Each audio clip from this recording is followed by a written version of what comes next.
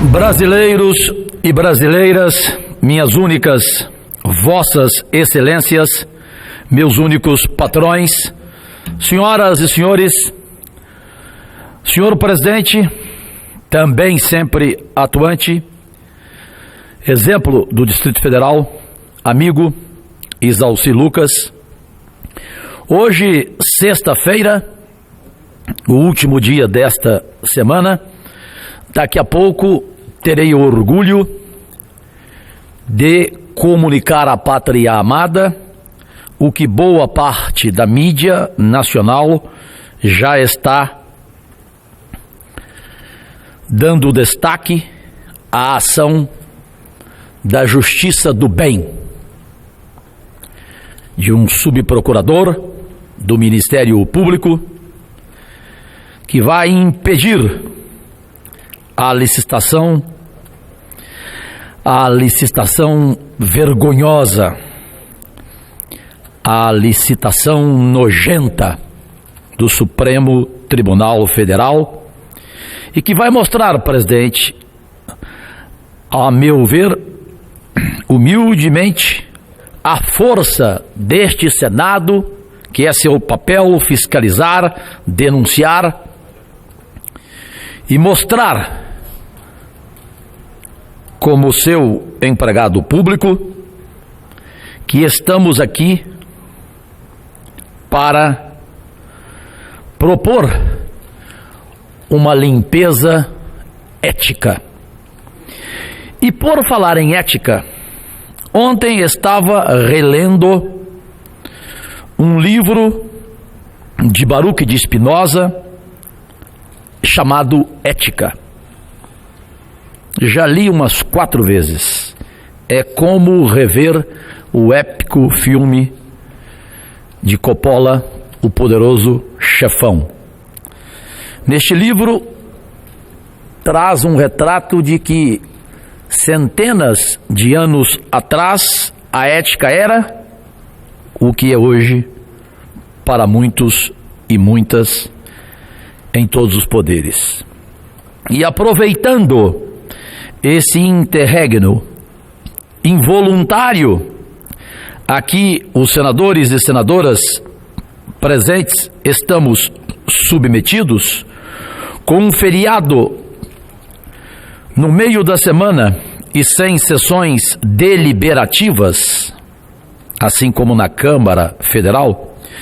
Quero fazer uma meditação com o país e com todos nós aqui, através da TV Senado e sua abismal audiência, e da Rádio Senado e de todas as redes sociais.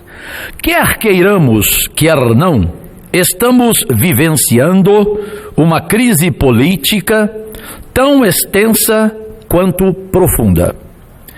A prática política daqueles que deveriam dar o norte para o país e apontar rumos é errática. Às vezes a população ouve afirmações dos principais líderes do país que mais parecem brincadeiras de mau gosto, diga-se de passagem. Eu mesmo, acostumado à vivência política, fico literalmente estupefato, aturdido. Por sua vez, a nossa população se vê perdida no meio de uma crise econômica que lança cerca de 14 milhões de pessoas no desespero do desemprego. A descoberta de atos de corrupção, felizmente, não cessa. Juntando toda a visão de vida pública que trouxe para esta casa, não tenho como negar que o conceito de ética tangencia qualquer reflexão que se faça sobre este momento brasileiro. De passagem, diga-se, não é fake news. Lembrarmos que ontem foi o Dia Nacional da Ética. Entendo que o objetivo da ética é preservar e promover as liberdades pública e privada, de modo a possibilitar a maior realização possível das diversas singularidades humanas que não sejam contraditórias à própria promoção da liberdade. E a liberdade, longe de ser uma qualidade transcendental ou uma mera retórica de qualquer partido político, é exercício histórico, situado em um contexto, em uma época, sob uma cultura permeada por relações de poder micro e macro políticas. Igualmente, num momento de crise, não podemos perder de vista a importância da participação responsável do cidadão no processo eleitoral. E essa participação, presentes ao si, está longe de ser concretizada apenas pelo ato formal e burocrático de que, a cada 2 ou 4 anos, irmos depositar o nosso voto em nossa sessão eleitoral. O voto em si é um símbolo das democracias representativas e é indispensável e insubstituível nas democracias contemporâneas. Mas se fizermos um ligeiro retrospecto histórico, verificaremos que desde as revoluções burguesas do século XVIII fica claramente demonstrado que as grandes conquistas da República e da cidadania, o voto popular e as eleições periódicas, não tornaram o povo automaticamente em participante ativo da vida política. A esse respeito, a professora Maria Vitória Benevides, da USP, em intervenção no último Fórum Social Mundial ocorrido em Porto Alegre, assim se manifestou, aspas, é sabido que o mecanismo de eleição de governantes não impede por si só que uma classe social, um estamento político, um partido político, como no clássico caso do PRI na história recente do México e na conturbada situação vivida pela Venezuela, monopolizem o poder no que se refere ao processo decisório sobre as questões fundamentais da vida política, incluídas aí decisões cruciais sobre a política econômica. Fecha aspas. Com o que disse no último parágrafo, estou defendendo os institutos da democracia direta concomitantemente à democracia representativa, sendo tais institutos garantidos em nossa Constituição. Eles devem ser implementados e até ampliados na nossa futura e tão adiada reforma política. Pensando nessa plena participação do cidadão na implementação das políticas públicas do país, encaminhei, presidente Zalci, nesta casa, um projeto de resolução que estabelece regras sobre a participação do cidadão nas proposições legislativas em trâmite aqui no Senado Federal.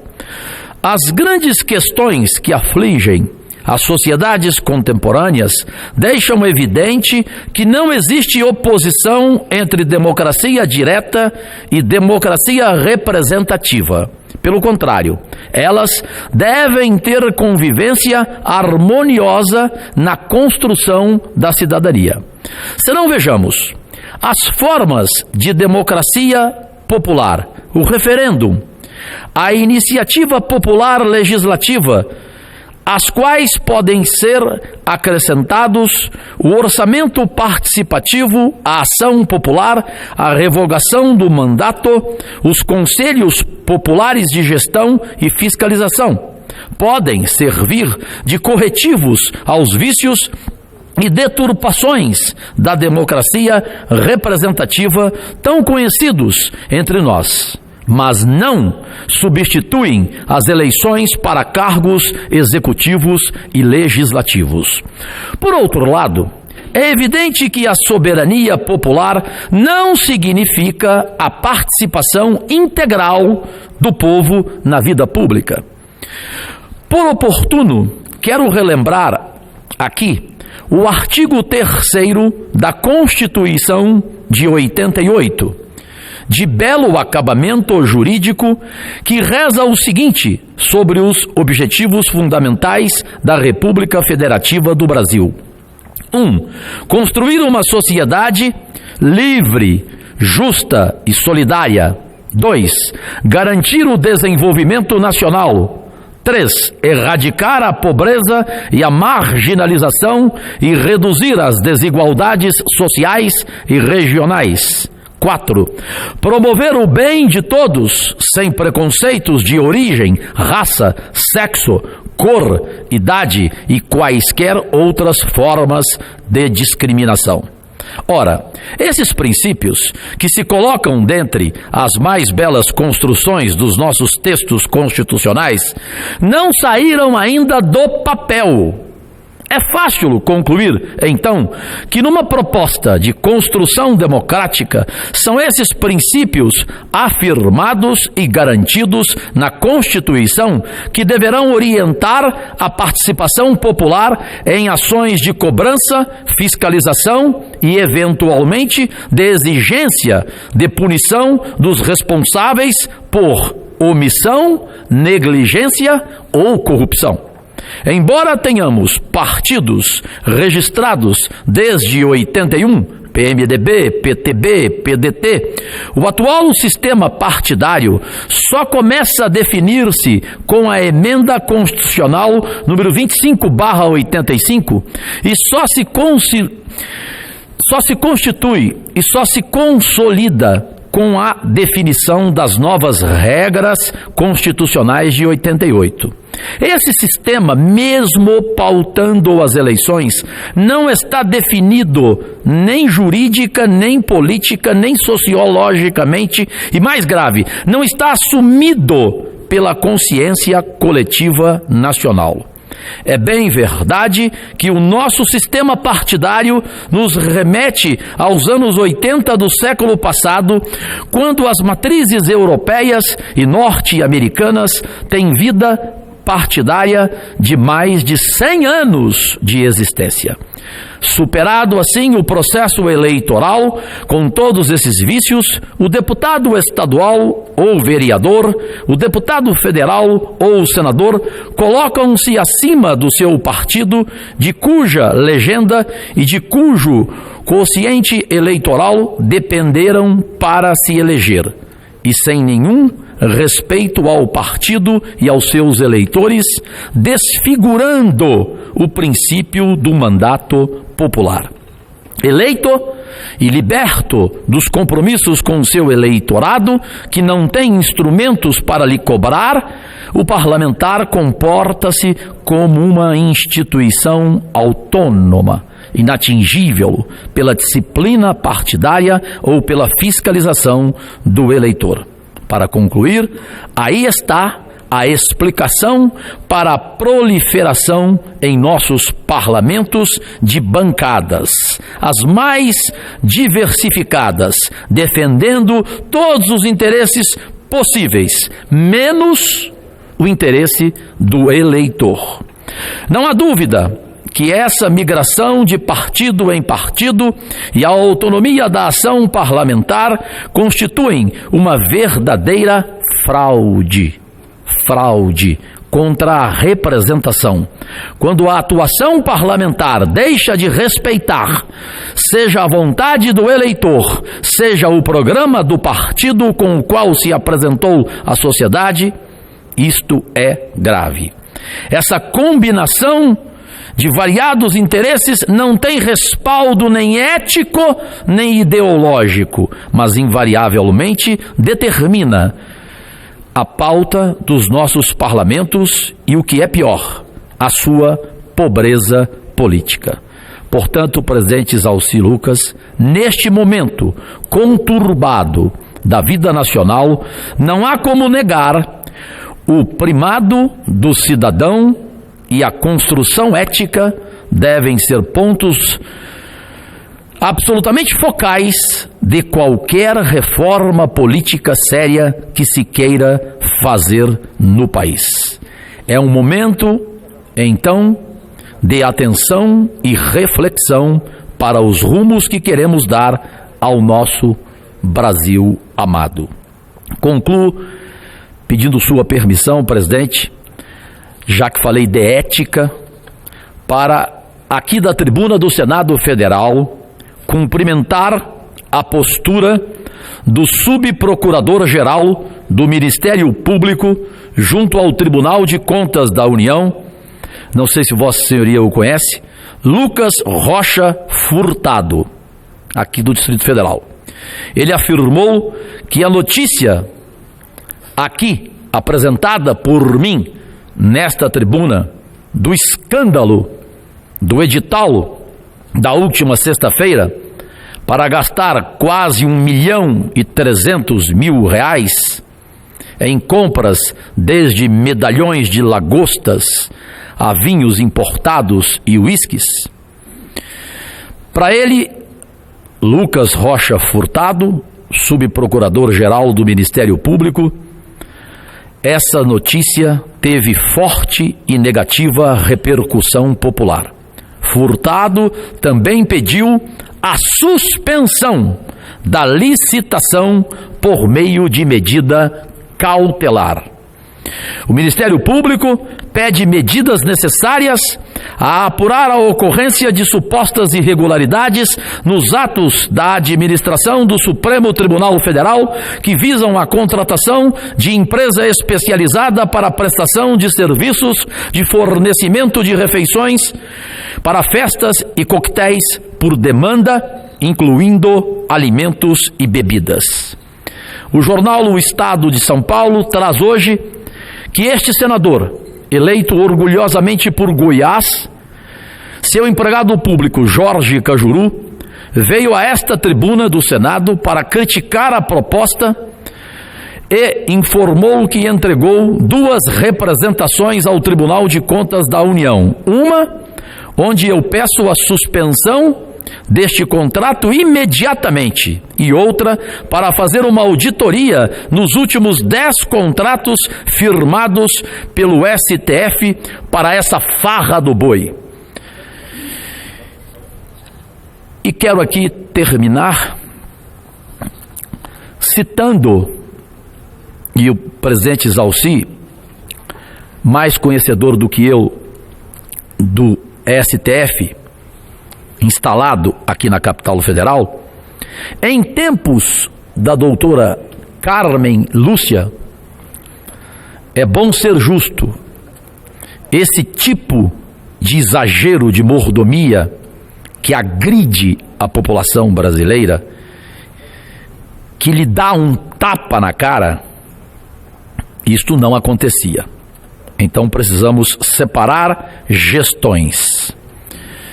O país comenta, funcionários aqui do Senado certamente ouviram em restaurantes, em bares, em supermercados, em aeroportos, em rodoviárias, em quaisquer lugares. O país inteiro comenta hoje, não é futebol, é o cardápio exigido pela licitação, que vai desde brunch a coquetel.